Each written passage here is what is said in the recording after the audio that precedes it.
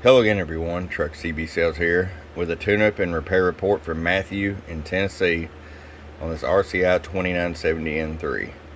Matthew, got it ready to go for you, bud.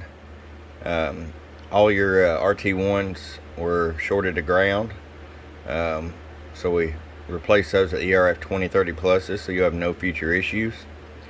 Tune alignment, set it up for you, put you an amp switch in the back, voltage regulator upgrade as well. So let's get right to it. 250 watt slug, got you about 5 watts all the way down. Don't run it like that, just with the radio, but if you were to run an amplifier with it, you have full adjustability. 75 all the way up. I'm going to show you average power swing. Hello, about 160 bird. 500 watt slug in PEP. Hello,